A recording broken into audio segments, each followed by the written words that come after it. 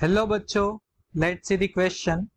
A small spherical droplet of density D is floating, exactly half immersed in a liquid of density rho and surface tension T.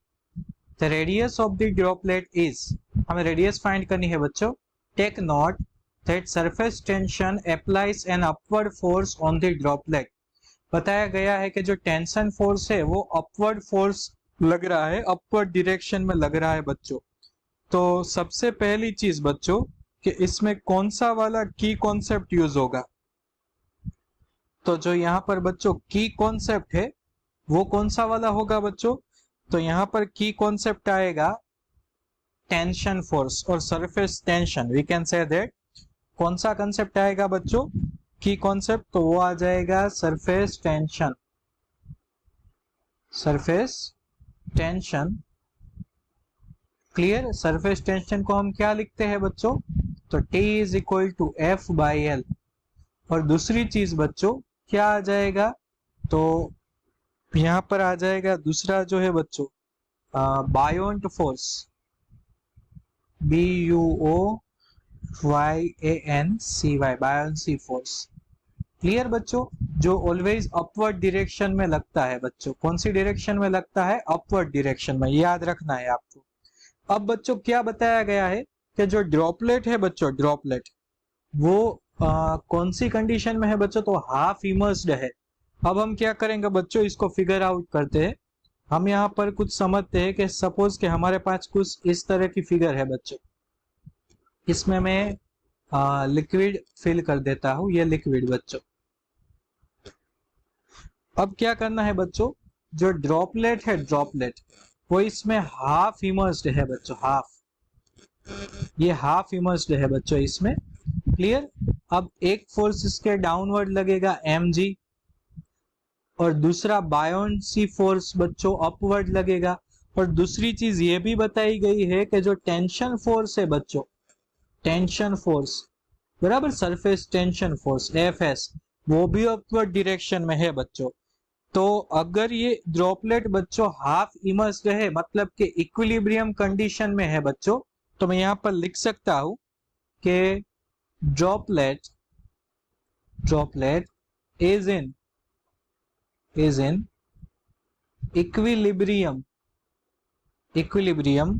Condition. So we can say that FB plus FS is equal to W.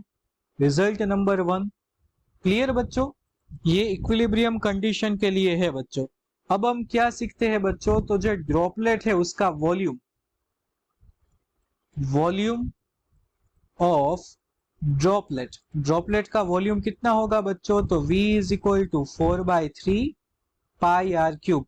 अब क्या करेंगे बच्चों, FB, FS और W तीनों को हम separate find कर लेते हैं बच्चों. तीनों को सेपरेट फाइंड करते हैं. तो अकॉर्डिंग टू आर्किमिडीज हमें बायोंट फोर्स पता होना चाहिए कि half of volume is submerged into the liquid or we can say that immersed into the liquid. Clear बच्चों. हाफ वॉल्यूम इमर्स्ड है तो FB क्या हो जाएगा बच्चों, rho VG. So rho V/2 into G. Clear बच्चों. तो half rho G as it is, V की जगह आ जाएगा 4/3 पाई r क्यूब. तो ये यहाँ पर हमारे पास बायोंट फोर्स क्या मिला बच्चों, 2/3 into rho into pi r cube G.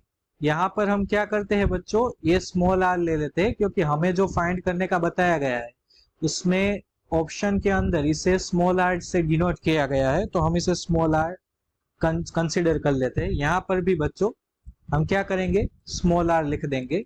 Clear बच्चों, ताकि कंफ्यूजन ना हो. आगे बढ़ते हैं बच्चों.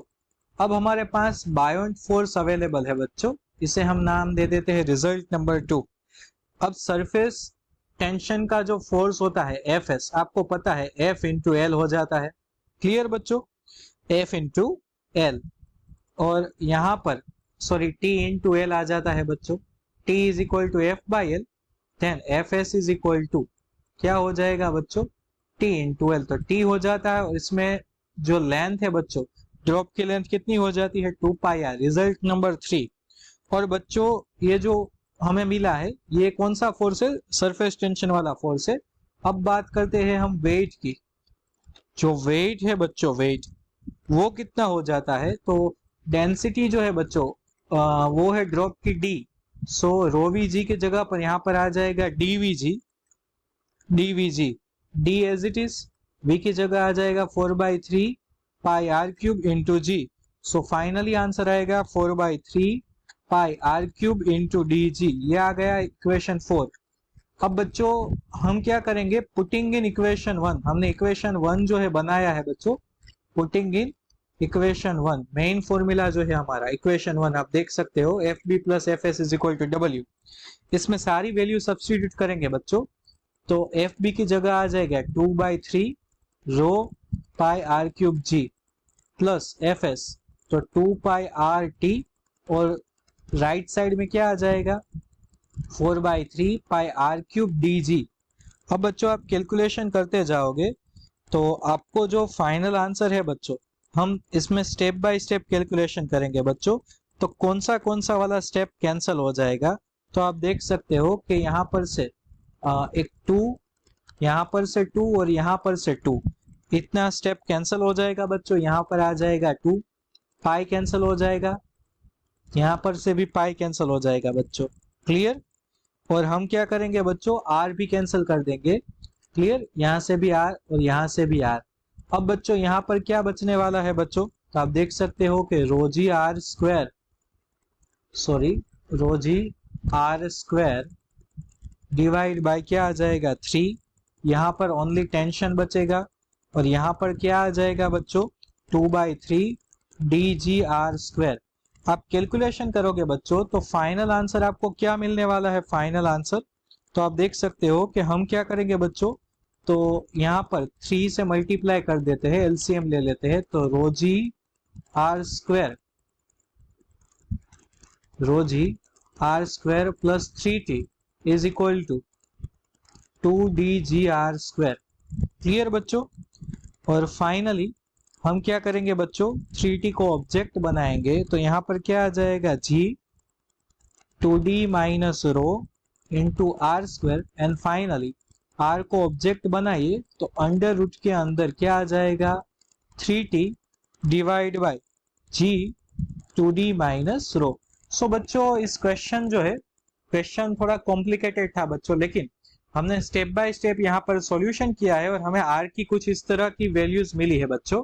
तो आप ऑप्शन में चेक कर सकते हो कि कौन सा वाला ऑप्शन करेक्ट है, तो ऑप्शन ए से हमारा आंसर मैच कर रहा है बच्चों।